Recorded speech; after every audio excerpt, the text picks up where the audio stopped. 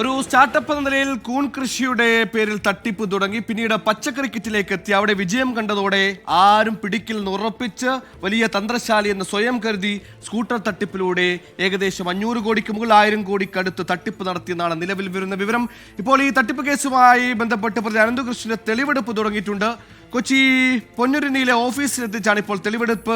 NGO national confederation project ഓഫീസാണ് പൊന്നൂരിലുള്ളത്. ഇപ്പോൾ അശ്വിൻ ബാലായി കൊച്ചിയിൽ നിന്ന്. അശ്വിൻ, തെളിവെടുപ്പ് തുടങ്ങിയെന്ന് മനസ്സിലാക്കുന്നു. ഈ സ്ഥാപനത്തിന്റെ തട്ടിപ്പ് സ്ഥാപനത്തിന്റെ പ്രധാനപ്പെട്ട ഓഫീസാണ്.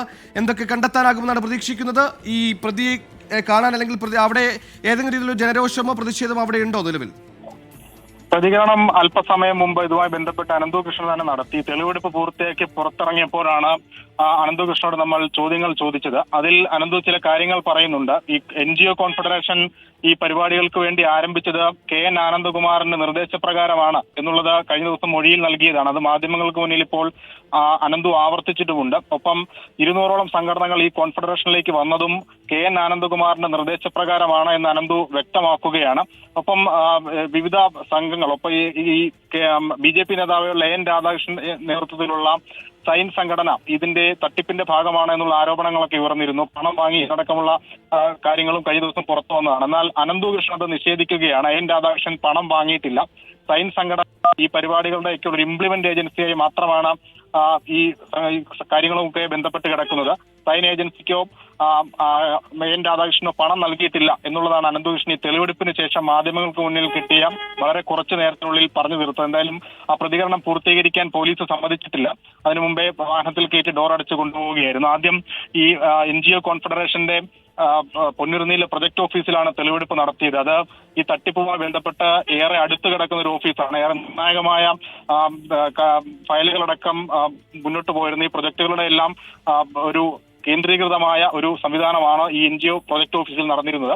അതിൽ അവിടെ അധിക സമയം തെളിവെടുപ്പ് നടത്തിയില്ല. അവിടെ നിന്ന് ഏകദേശം ഒരു 5 മിനിറ്റിന് ശേഷം തെളിവെടുപ്പ് പൂർത്തിയാക്കി ഇപ്പോൾ അനന്തകൃഷ്ണന്റെ ഫ്ളാറ്റിലേക്കാണ് കൊണ്ടുപോയിരിക്കുന്നത് എന്നുള്ളതാണ് മനസ്സിലാക്കുന്നത്.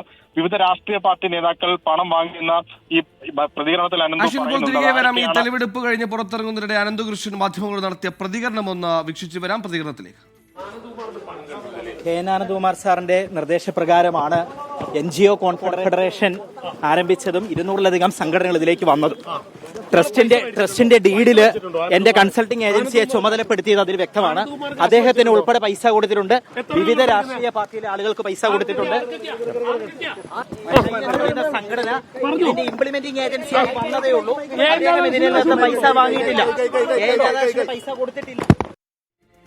അശ്വിൻ ബലായി തുടർന്നു. അശ്വിൻ, ഈ കേസ് പ്രത്യേകിച്ച് ഇപ്പോൾ ഈ ഡയറിയൊക്കെ പുറത്തു വന്നത് പിന്നാലെ ഒരു ഹൈ പ്രൊഫൈൽ കേസായി മാറുകയാണ്. ഉന്നത രാഷ്ട്രീയ ബന്ധപ്പെട്ട ആരോപണങ്ങളടക്കം ഉയരുന്നു. ഈ ഘട്ടത്തിൽ ആ ഡയറിയുമായി ബന്ധപ്പെട്ട് പുറത്തു വന്ന വിവരങ്ങൾ ഏതെങ്കിലും ഈ അനന്തകൃഷ്ണൻ ഇപ്പോൾ പ്രതികരിച്ചിട്ടുണ്ടോ? നിലവിൽ അനന്തകൃഷ്ണൻ പറയുന്നതനുസരിച്ചാണെങ്കിൽ മറ്റ് NGOകളെ ചേർത്ത് വെച്ചൊരു ഇംപ്ലിമെന്റേഷൻ ഏജൻസി മാത്രമായാണ് അനന്തകൃഷ്ണൻ പ്രവർത്തിച്ചതെന്ന പ്രതിരോധമാണ് നിലവിൽ തീർക്കുന്നതെന്നല്ലേ മനസ്സിലാക്കേണ്ടത്? എന്തായാലും അത് അക്കാര്യത്തിൽ അനന്തുവിന്റെ പ്രതികരണത്തിൽ നിന്ന് നമുക്ക് അതാണ് മനസ്സിലാക്കാൻ കഴിയുന്നത്.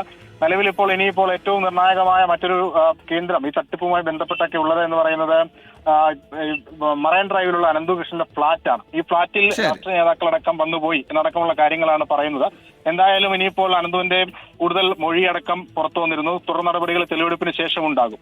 ശരി, ഇപ്പോൾ ശ്യാം കൂടി അവിടുന്ന് ചെയ്യുന്നു. ശ്യാംകുമാർ, ഇനിയിപ്പോൾ ഈ ഓഫീസിലെ തെളിവെടുപ്പ് പൂർത്തിയാക്കിയിട്ടുണ്ടോ? മറൈൻ ഡ്രൈവിലെ ഫ്ളാറ്റിലേക്ക് എത്തിക്കുന്നു. അവിടെ എത്തിയിട്ടുണ്ടോ? പ്രത്യേകിച്ച് ഈ ഫ്ളാറ്റ് കേന്ദ്രീകരിച്ചുള്ള തെളിവെടുപ്പ് നിർണായകമാണ്. ഉന്നത രാഷ്ട്രീയ ബന്ധമൊക്കെ അനന്തകൃഷ്ണൻ തള്ളുമ്പോഴും അവിടെ ഏതൊക്കെ നേതാക്കൾ സന്ദർശിച്ചെന്നടക്കമുള്ള വിവരങ്ങൾ അന്വേഷണ സംഘത്തിന് നിർണായകമാകും.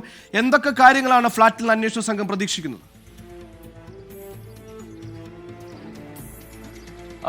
ഈ അനന്തകൃഷ്ണനുമായിട്ടുള്ള അന്വേഷണ സംഘം അല്പസമയത്തിനകം ഈ മറൈൻ ഡ്രൈവിലുള്ള അശോക ഫ്ളാറ്റിലേക്ക് എത്തുമെന്നുള്ളതാണ് മനസ്സിലാക്കുന്നത്.